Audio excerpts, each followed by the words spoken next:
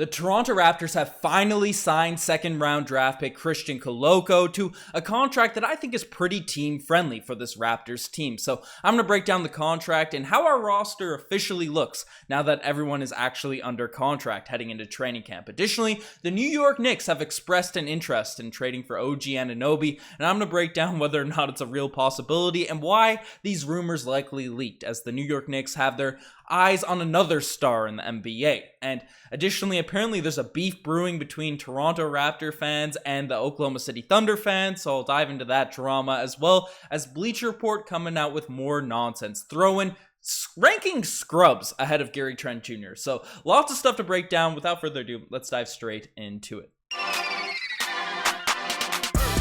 Hello everybody, Ben Alders here, the Raptors side, just breaking down the latest Toronto Raptors news. And before we dive into everything, a little bit of Raptors history, because there's a guy that once played for the Toronto Raptors that really didn't enjoy being on the court for our team, decided to live up the nightlife in Toronto rather than going on the court at times. And that's right, that's Raptors former player, Hedo Turkoglu. And in fact, he used to wear the number 26,000 apparently, according to this picture, and we're on the road to 26,000 subs, so we can't have Hedo Turkoglu ahead of us for much longer. So folks, hit that subscribe button if you haven't already. Helps us out big time. We'll keep you up to date on all the latest Toronto Raptors news, and we gotta beat out Hedo, so we gotta get there, folks. We gotta march our way along there, hopefully before training camp. So definitely hit that subscribe button. But let's dive into the official news before we get too sidetracked. And the Toronto Raptors have officially signed Christian Koloko to, as I mentioned in the intro, a contract that's pretty team friendly. Now, Koloko was a guy that wasn't signed because of the Kevin Durant drama, but he's officially picked up on a deal that's a 3-year contract. And Koloko will get $1.5 million this year, and he'll get minimums for year 2 and 3. Now, there's always a little bit of, not concern, but question marks about how second-round draft picks will end up being signed, because every player in the first round, for the most part, has a deal that's sort of set in stone. There's a precedent. There's a way that first-round draft picks are sort of signed based on where they are selected. So there's a maximum that the first overall pick can get, the 20th overall pick, etc. Where second-round picks, that's a little bit more like the Wild West in terms of contracts of being thrown out. So sometimes we'll often see guys like David Johnson last year get, deals that might not be guaranteed for continuous seasons, right? As we've seen, the Raptors didn't pick up his option for this year, and he likely won't be coming back to this team unless it's with the 905 in future seasons. But for Christian Koloko, obviously being an earlier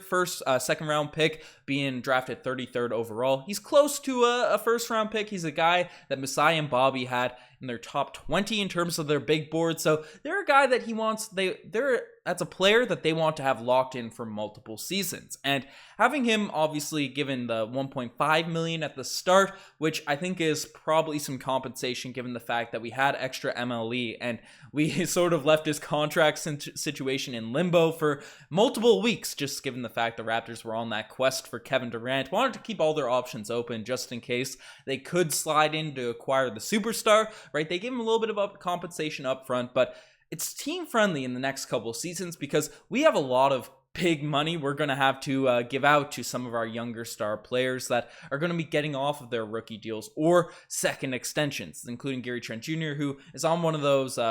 He signed an extension with the Raptors last year, only making $17 million per year. That's likely going to go up, right? Fred VanVleet signed his extension with the team a few seasons ago, following that 2020 season, and that's going to be up. Scotty Barnes in future years will likely be getting a supermax contract, assuming his, or at least a max contract, assuming his trajectory continues. So having that little bit extra flexibility for Koloko on those back 2 years is going to be helpful. We have him locked in for 3 seasons. Also, Precious Achiuwa, not to mention, is going to be getting a bag, assuming the propaganda is working for our guy, our star center that could potentially be starting this season. So it's nice that we have that extra bit of flexibility for Koloko. If he does stand out, we have him on a team-friendly deal for the next 3 seasons. So that's pretty huge for Koloko. Some people were saying, oh, he's not going to fit. He's a bit raw on the offensive end, especially come Summer League time. But everything we've seen from the Rico Hines runs, from his growth, just from last year at Arizona to what he was doing in Summer League and now at the Rico runs,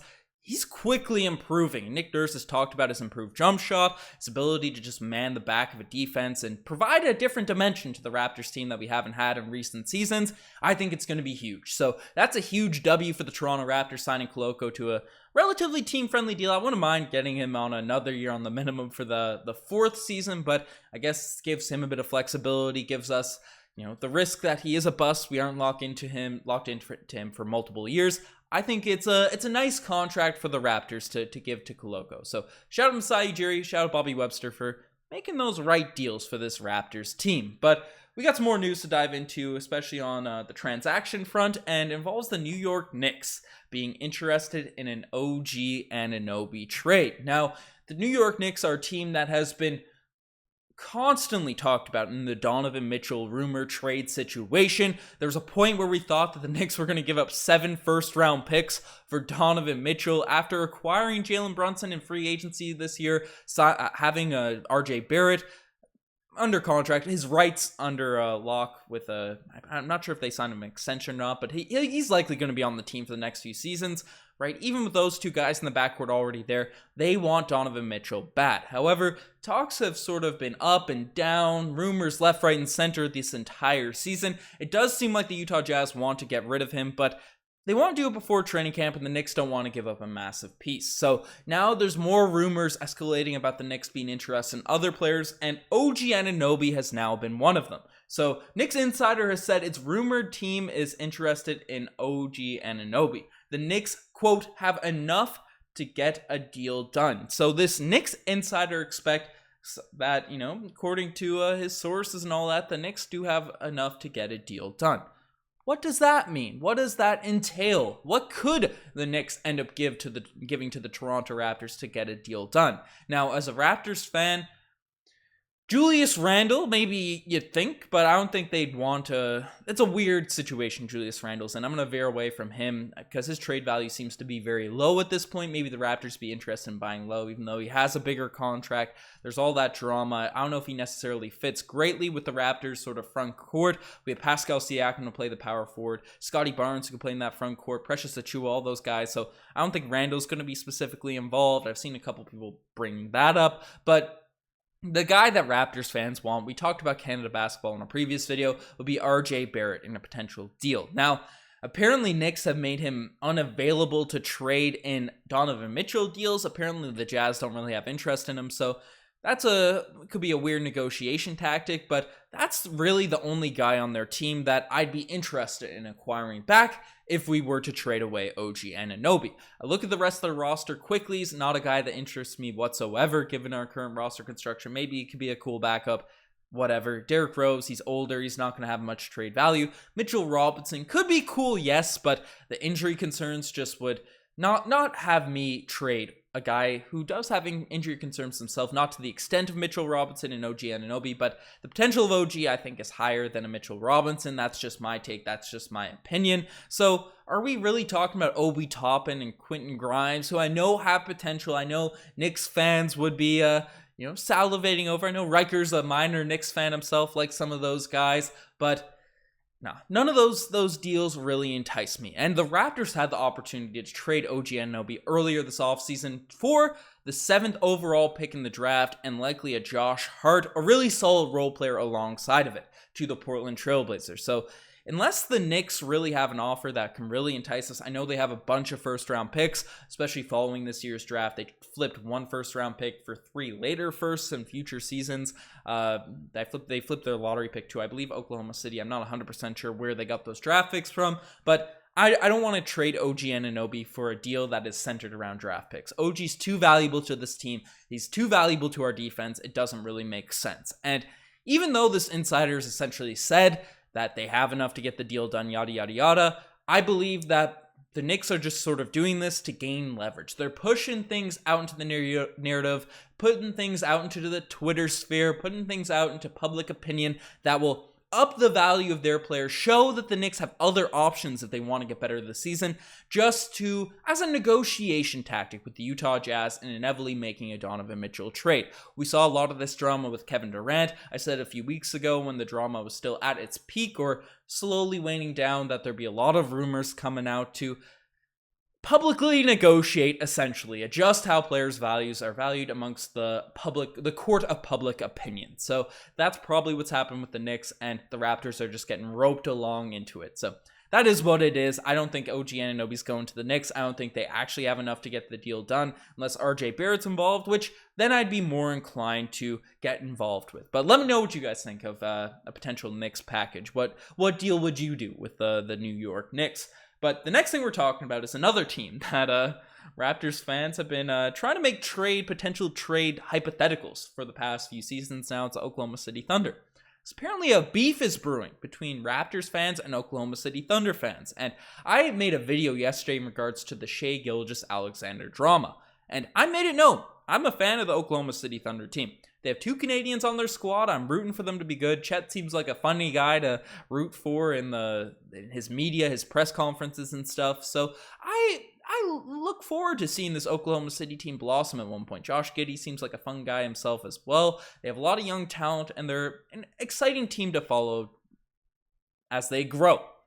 But our frustrations were really expressed to the front office of the Oklahoma City Thunder, saying, why are you taking him out of playing for Team Canada? If you want to see my rant on that, I got pretty passionate going against Sam Presti in a previous video, so check that out without a doubt. But I was mad there. I did talk about how they're ruining Shai Gilgeous-Alexander's potential by literally tanking throughout his the start of his prime years. They're just tanking season after season, resting him for the second half of the years. It wasn't a trash on the Oklahoma City Thunder, but it's a trash on their approach to just wasting away our all-star caliber player. Now, I'm sure that video wasn't directed at me, but a lot of Raptors fans share my same sentiment of being frustrated with how the Oklahoma City Thunder have been managing Shai Gilgeous-Alexander, and some OKC fans have been, they clap back a little bit at Raptors fans. So I'll read this post verbatim. Got 181 upvotes on r/Thunder saying, I'm starting to hate Raptors fans more than any other team. Inflated egos, new fans, and just insanely entitled, as if they deserve every Canadian player that's ever any good. Shai is, quote, wasted on our team, despite their own team being stuck in the middle. Even if they have Shai, their peak is a second round exit. Not all Toronto fans, of course, but old heads are super cool and down to earth, but there's a large portion of them that are worse than even the likes of fans of Houston, Golden State, Portland, and Seattle. So that's a post we saw from Oklahoma City Thunder, and the comments seem to all reflect those sentiments coming from Oklahoma City Thunder fans. Raptors fans end up clapping back on their Reddit post, just basically trashing how the Thunder lost all their MVPs and didn't get anything out of it, but this is a common theme I'm seeing amongst a bunch of fan bases, especially on Reddit and Twitter, because the Raptors do have a big population of fans, right? We're an underrated market in terms of the American perception, in terms of just how many people we actually have following this team. I mean, we might be the biggest YouTube presence as well, just looking at, the Lakers are pretty big, the Knicks are pretty big, but outside of those two teams, it's really the Raptors creators that I consider third in terms of most viewership and all that sort of stuff. We have channels that seems like popping up every 2 weeks, right? So there's a huge market for Raptors fans and a lot of people just being interested. Now, people sort of bring up how the Lakers and the Knicks have insane fans. It's little sheerly off population size, but the Raptors are sort of looked at in America as a smaller market, even though we have one of the biggest. We have a whole country supporting this team and a bunch of international fans, as we've seen in the comment sections, viewers of this video following this team. So obviously you're going to get bad apples, people frustrated, the disrespect, all that sort of stuff, feeling like outsiders. But it's a sentiment that seems to be shared amongst other teams. And then obviously you get fake narratives spun up about, narrative spun up about how we cheer for injuries and all that sort of stuff, and we're entitled, and it's all a bunch of nonsense. And I'm all here for the rivalries brewing for different teams. It's sports. Obviously, don't get personal with the roast. Don't be going at people intentionally, but you gotta go at different teams. You gotta go after different sporting fans. It makes the sport more fun. But I just bringing up this rant to sort of say, it's weird that this narrative picks up. Obviously, the impressions of different fans, like Oklahoma City Thunder, are viewing the Rockets fans, the Warriors fans, Portland, and even Seattle is sort of their bad blood, their enemies. Every team has sort of their fan bases they dislike, but Raptors fans sort of catch strays from everyone, like the Knicks, like the Lakers, and I'm all here for it. I love the beef. I love the stuff brewing, so bring it on, Thunder fans and Sixers fans and Celtics fans and everyone that wants to trash on Raptors fans. But I wanted to give some context as to why we're always getting in beefs with other fan bases, but it's a little bit of fun. A little disjointed rant there. But the final thing we're discussing, the final thing we're talking about is Bleacher Report ranking scrubs over Gary Trent Jr. Now, especially in the offseason, I look more to the Bleacher Report stuff. There's less things to see in Raptors land. Raptors NBA land, so I need my fix. I see these articles more often during the summer than I do during the regular season. And we had a brutal one. So for the 2018 draft, they did a redraft, and I was scrolling through it. I was peeping stuff. I think this was a few days ago, honestly, so I'm probably late to the party in terms of seeing what actually happened. But they had Gary Trent Jr. redraft. He was a second-round pick originally in that draft for the Portland Trailblazers, but they had him put up to 23rd. And you're saying, oh, Ben, they moved him up a bunch of slots. That must be some solid respect for Gary Trent Jr. Well, folks, there's still a lot of scrubs. Scrubs might be a little bit of an exaggeration. Bench to role players to bench players to people that don't actually get minutes anymore are ranked ahead of Gary Trent Jr. And let me just sound off on a few players that they had ahead of Gary Trent Jr. in a redraft. Bruce Brown, formerly played for the Brooklyn Nets, now in the Denver Nuggets. Devontae Graham, who ended up becoming a bench warmer for the New Orleans Pelicans for a large chunk of this previous season. Dante DiVincenzo, who was a bench player for the Sacramento Kings, couldn't get a roster, really carve out a niche on his team. No one really wanted to pick him up this entire offseason, until the point where he signed basically a $5 million contract with the Golden State Warriors on a one-year deal. Duncan Robinson, who was essentially unplayable during the playoffs for the Miami Heat this current season for stretches, even though he's a great three-point shooter. Marvin Bagley, who was traded for a couple second-round picks away from the Sacramento Kings. Kevin Huerter, who was traded just for a single pick away from the Atlanta Hawks. They didn't want to give him the contract that probably isn't even going to be as much as what Gary Trent Jr. was paid. Jared Vanderbilt, who was essentially a throw-in in that Rudy Gobert trade from the Minnesota Timberwolves over to the Utah Jazz. So now we'll see where he ends up playing, who I think is a good player, but literally a throw-in in the Rudy Gobert deal. Mo Bamba, who ended up signing a one-year deal. No other teams wanted him. The Magic didn't even want him. No other teams wanted him, so he ended up going back to the Orlando Magic with his tail between his legs. Colin Sexton, who is still unsigned, playing the same position as Gary Trent Jr. Still unsigned. No one wants him currently at this point. DeAnthony Melton, who was traded for Danny Green this offseason. Danny Green, who just tore his ACL in the playoffs, is getting a lot older and is a role player at best. The current NBA, as well as the first. So I'll throw the first in there as well. And Mitchell Robinson, who I feel like I already discussed in this video, has played, 5 games maybe over the past 2 seasons? All these players, over a 23-year-old that has averaged close to 18 points per game, that's become an elite shooter on a team that was top 5 in the Eastern Conference this year, as a two-way player. Get out of here with that nonsense. And I'm looking at him in more in the category of a Robert Williams, of an MPJ, an Anthony Simons, Brunson, Wendell Carter, right? Those guys were also ranked ahead of him, and I can get if you put those players ahead of him right now, at least in terms of their potential, what they've already done. But MPJ, injury history, injury concern. Same thing with Robert Williams. Anthony Simons, could he just be a product of being on a completely tanky team as a high-volume scorer? Could Gary Trent Jr. played better? He was better than Anthony Simons when they were on the team together, right? Could he have put up those types of numbers if he was given the opportunity Anthony Simons was? Jalen Brunson, I know, is pretty strong. I won't get into him. He just got a max contract. Probably deservedly likes to be ahead of Gary Trent, but Wendell Carter Jr. only averaging 15 points for the Orlando Magic. He plays good defense and all that sort of stuff, but has he solidified himself as a core piece of that Magic team? I don't know. I'm going long in this video, but I don't want to give Bleacher Report any more time of day, but I just thought you guys should know that the disrespect is real. It's coming towards Gary Trent Jr. But let me know what you guys think of all this drama in the comment section below. You guys are the best for making this far. Check out the Instagram, the TikTok, the Twitter, all that cool stuff. And as mentioned, we got to catch Hito Turkoglu. We got to hit that 26,000 subscriber mark. So definitely hit that subscribe button if you haven't already. You guys are the best. I'm signing out. Cheers.